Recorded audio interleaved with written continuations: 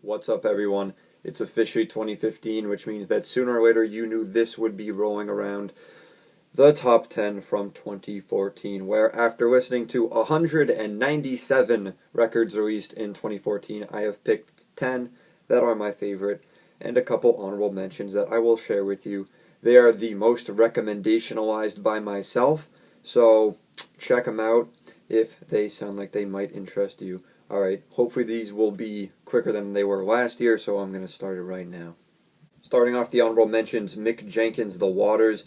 The Waters being Mick Jenkins' fourth mixtape out of Chicago, one of the stronger rap solo projects from this whole year. Although thematically a little bit similar to previous works in the genre, I definitely check it out, and I think Mick Jenkins is one of these Chicago rappers with more upside on the docket. Aphex Twins' newest release, Syro, a lengthy and expansive collection of instrumental electronic tracks. These do wear on you a bit after listening to it for so long, but I find most of these tracks pretty enjoyable, lots of interesting grooves and new unique concepts for most of the songs off of this album.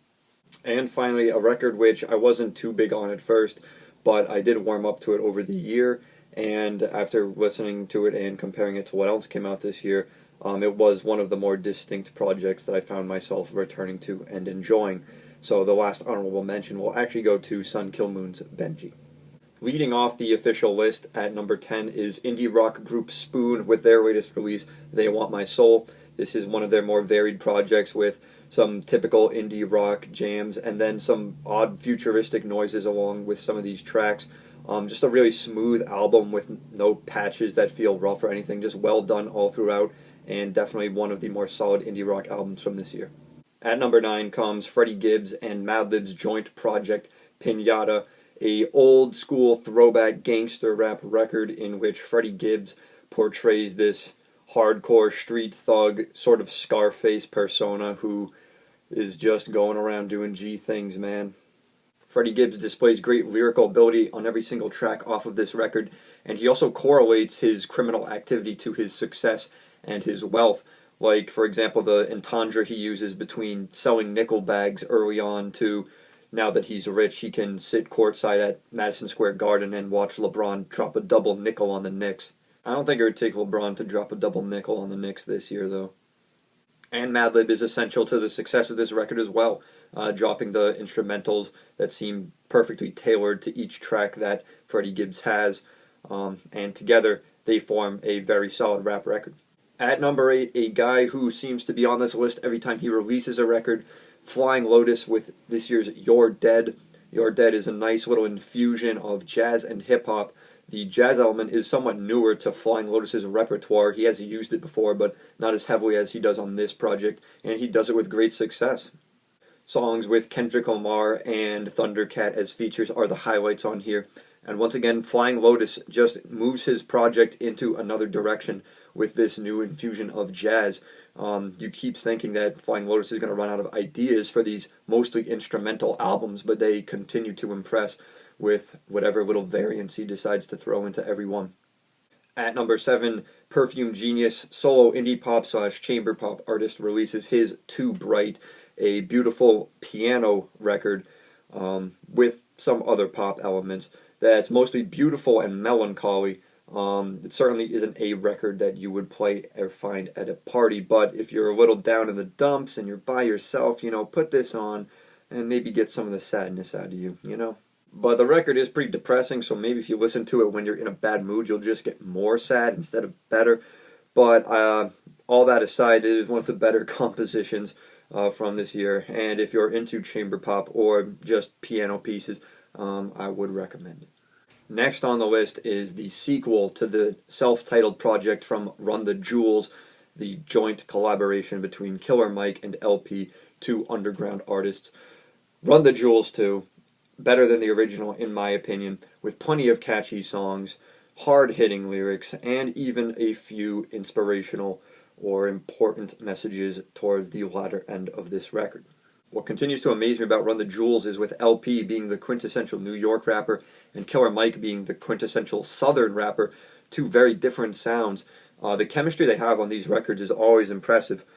They sound almost similar at sometimes. It's like you have to think about who's actually rapping. Like without thinking, you can't tell the difference.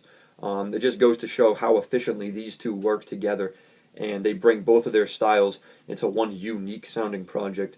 So definitely, if you like the first run, The Jewels, I think the second one's even better. At number 5, another joint project, which is the third on the list so far. Two Scandinavian artists, Hval and Susanna, put together their very gothic Meshes of Voice. Both of these artists on this record usually tend to go with a really high-pitched but crystal clear voice and inflection, and when placed against the pitch-black backdrop that is the instrumentals to these tracks, it just makes for a really weird dynamic. These songs are really elegant and beautiful, but in a creepy way, and some of these songs are downright creepy. But with that being said, the really gentle elegance of these tracks and some poetic lyricism keeps bringing me back to these songs. The title of the record, Meshes of Voice, is no mistake because these two, again, with great chemistry, work very well together.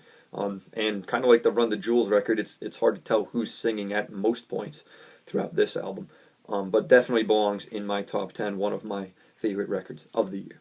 At number 4 is an album I liked when I first heard it, but it has grown on me even more in the past few weeks, and that would be FKA Twigs' record LP1.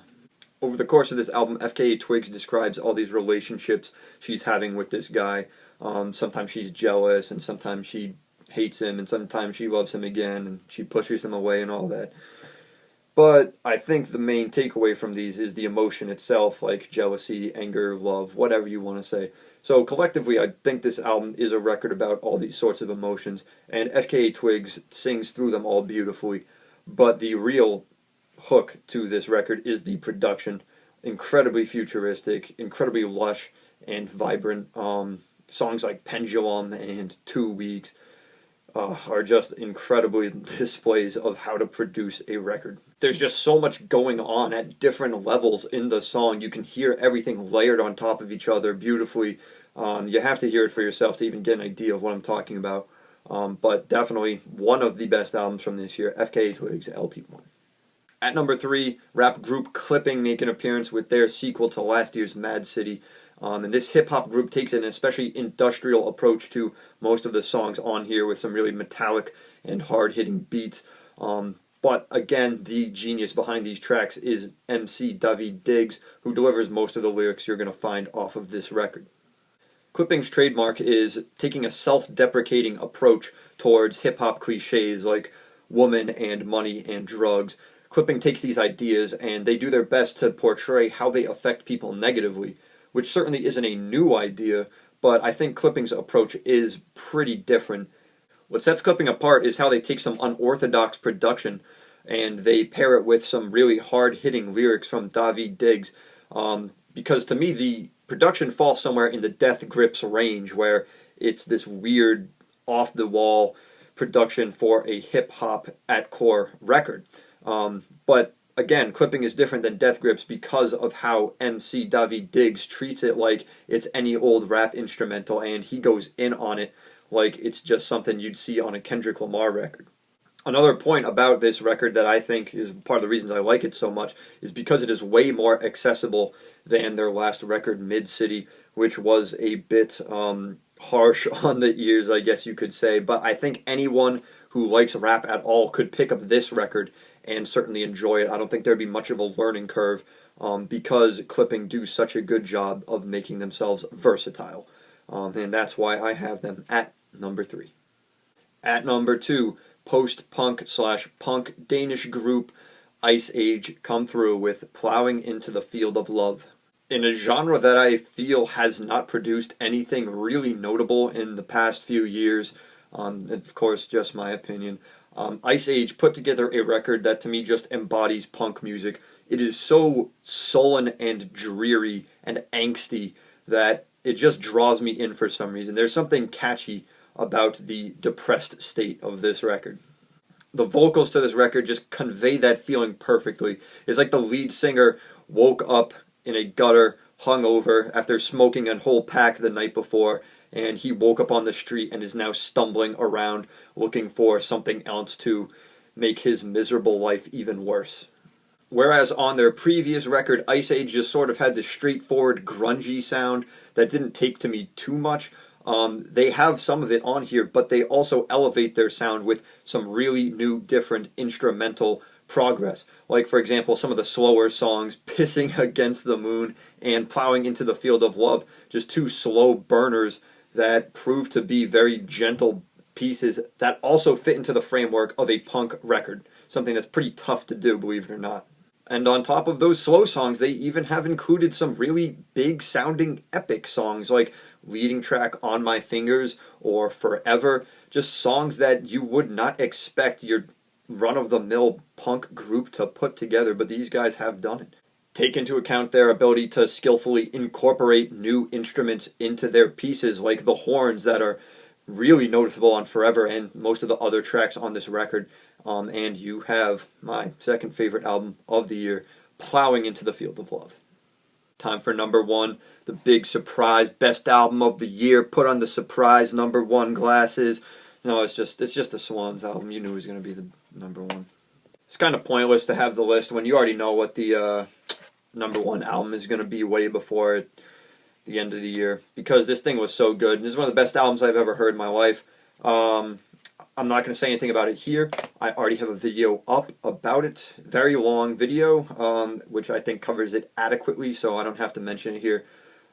It's not for everyone, but I would recommend giving it a try. Maybe you'll like it. Maybe you'll hate it. Who knows?